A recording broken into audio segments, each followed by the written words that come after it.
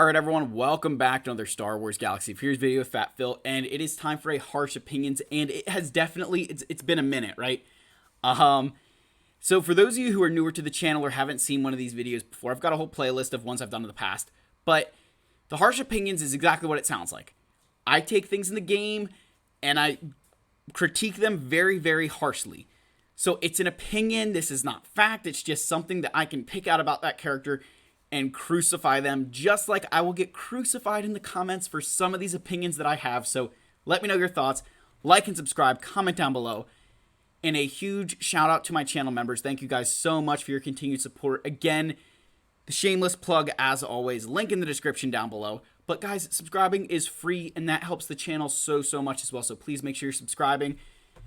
Comments help as well. And again, thank you guys, channel members. You guys are all fantastic legends and amazing folks among you. Thank you again. So let's get to our harsh opinion, shall we?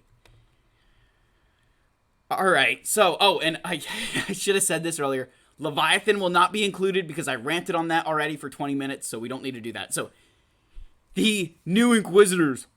Yeah, no. So when Capital Games released Tuskens, they said how they would be like the new Inquisitors. They'd be needed for galactic challenges. They'd be needed for conquests and other things, right? There was, what, like 2 conquests where these things were actually needed for something, and now they're just completely gone, washed out, because we brought in all the new characters. Like, the using Inquisitors as the example for these guys was embarrassing, right?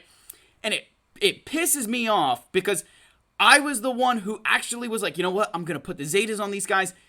I'm going to put a little bit of gear on here because I want to be able, like, I'm not missing the boat again. And we have yet to see anything near the love that Inquisitors got. Inquisitors got ships. Inquisitors got a legendary. Inquisitors got Riva. Like, what else are we going to do for that faction? And these guys are good. Don't get me wrong. This is a good team, right? It is a good team. But comparing their impact to what Inquisitors had is comical, right? I mean, it's not even close. Inquisitors were in challenges for what felt like a year. These guys had, what, like 3 or 4 of them, and then it was over? Like, such a joke. And it's infuriating because, again, like, it's this classic, it's like what's going on with Leviathan right now, where you said something, and that really hasn't panned out. Like, if you wanted to say, they'll be like Inquisitors, but not to the same extent, but, like, you basically said they were going to be the same thing as Inquisitors. And that has yet to happen. So, like, either it's coming, or you just completely drop the ball because everybody was able to get the challenges and things done with minimal gear invested. So, come on. Like, let's just, stick to your story a little bit, please. Not asking a lot. Alright, next. So, Rebel Officer Leia Organa here is a placeholder for Drogon, right? But then you have Shorty here, too. Like, we're getting made-up characters in this game now. For as big as this Star Wars universe is, we're getting made-up characters to put into this game. Like, you want an Old Republic character? Where the hell is Mitra Surik, right? We want a good Rebel character? I mean, just pick the litter. Give us a Rebel pilot. Give us Gold Leader. Give us, just give us somebody. Give us Red 1. Just give us anybody. Give us Blue Leader. There are so many characters that you could pick from to add into this game. Right? General Riken, somebody. And instead we're getting Drogon like this. We don't need made-up characters. We want characters from this game, from the universe that we love. I mean, I'm not even complaining about Afra and her character. Like, at least they're in comic books somewhere, right? But, like, just 2 completely brand new made-up characters into this game when there's a laundry list to pick from. I mean, Nien Nunb, anybody, just give us something from the Star Wars universe that's already there, that we already love. Juno Eclipse, Rom Coda, Proxy. I mean, come on now. Oh, I could go off on this one. Like, we do not need made-up characters. We want characters that we know that have existed in this universe for forever. Give me Agent Callus from Rebels. Anything. Oh my gosh. You guys are going to get me fired up here again. Let's keep on going. All right, Darth Vader at the end game, right? I will say this. At the end game is basically a sidekick now.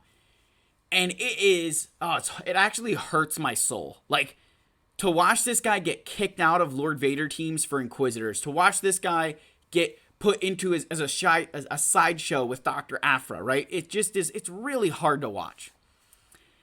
And for how good he is in the early game, And then as you progress through, you're like, man, I'm finding myself using him less and less, or I've got to find a place for him. And he's still good in that Lord Vader team. Don't get me wrong, and he's still good with Aphra, but he's a sidekick. He's not the star of the show with Aphra. He's not the star of the show with Lord Vader. And it sucks. Like, the most recognizable character in Star Wars is a sidekick in this game. Like, come on now. He is the most recognizable character from Star Wars, right? I'd argue he's more recognizable than anybody else, and yet he's a sidekick in this game. It's terrible. Give this man some love. He deserves it. Like, we love Darth Vader. We want more of Vader. Gosh, give him something. All right, Rising Phoenix. So, the Phoenix Squadron. I am very happy they added Captain Rex, right? It's, I love that they're trying to make this faction good again. But you already had a faction that was too big in this game. You had 6 characters, right? And only 5 in a slot. So now you're kicking 2 Phoenix members to the curb. And yes, you're trying to make this team good. Thank you very much. They did deserve it, right? Rebels is a fantastic show. I love Rebels. But what are we supposed to do with Ezra and Sabine now? Oh, well, you can use Sabine with Mandalorians. You can use Ezra with Jedi. Yes, we can.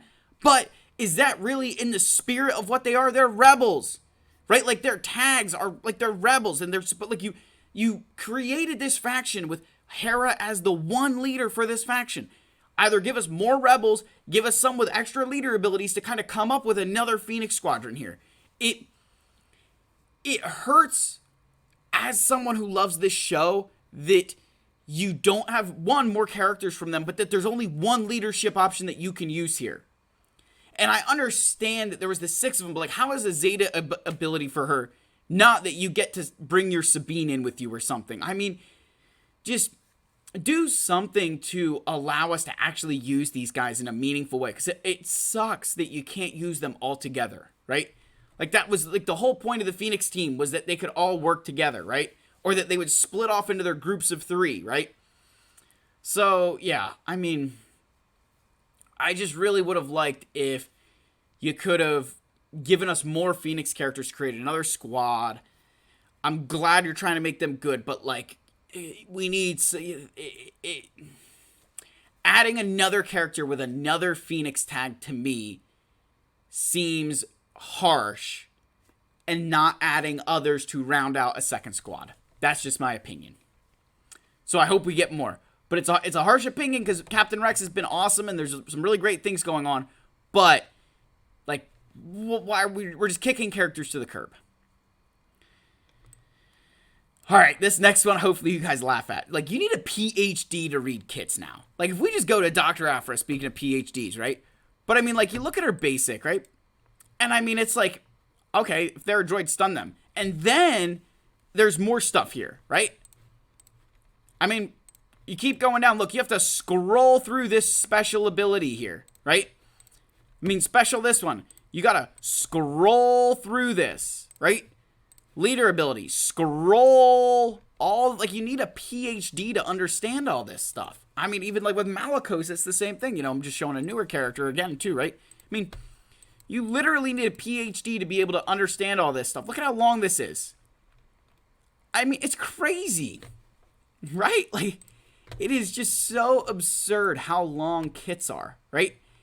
And you sit there and you're like, like, look at that. I mean, it's crazy, right? And I'm glad you're trying to make kits new. I'm glad you're trying to make them exciting. But you need a PhD at this point to be able to read these things. Like, you compare that to just this, right? Okay, there we go. That's understandable. Right? I mean, even this, look, that's it, right? That's all you have to read. Kits used to be simple, and now they're just so complex. There's so many layers of text, and it's like if statement, that statement. Like, one of the other examples somebody asked was shorty, right? And the wording here is just confusing.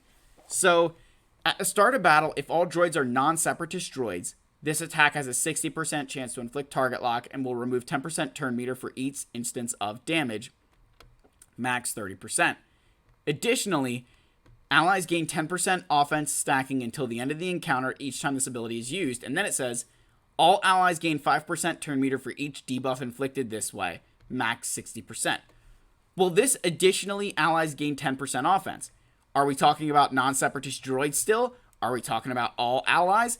Like, you don't know, and unless you're explicitly understand, like, my assumption is that that refers to non-separatist droids. But I'm making an assumption. I don't actually know. And it's crazy that, like, you need a PhD to understand this stuff. Like, the average player isn't going to have time to read through all these lines of text to figure out how a kit is supposed to work. Like, it really, really is getting more and more difficult to keep up with these kits. Like, you just don't know what anybody does because they're so long and you don't feel like reading that.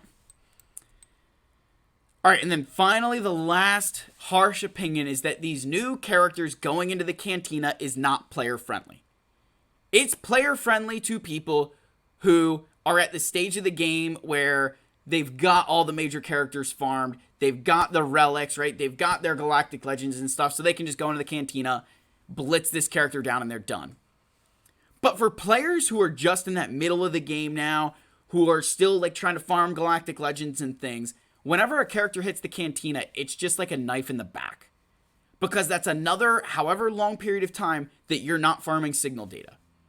And it sucks, right? It really sucks when they do this, because everybody, all the end game players, right, they get excited when a character hits cantina because they can get them super quickly. But anybody else who's trying to farm signal data is just sitting there like, I'm never going to get this character because it's going to set me back how long in my signal data farm. So I understand that, yes, it's fast to get them, but it's not player friendly, right? Like, that's not, like, there's no other ways to accumulate signal data. There's no meaningful way to accumulate a lot of signal data. But you put them in the cantina, like, if you just, yeah, like I said this in my other video, that when you are actually, like, when you're trying to farm signal data, right, there's no real way that you accumulate that like you do everything else. Like, if these guys were on a hard node, do you know how much easier that would be to farm comparative to signal data? You could be farming signal data the entire time you're farming that character, right? It's kind of a slow burn, right? You build them up. In the cantina, you're literally just going to sit there and watch it as, you know, a month or two goes by that you haven't been able to farm signal data to get these guys.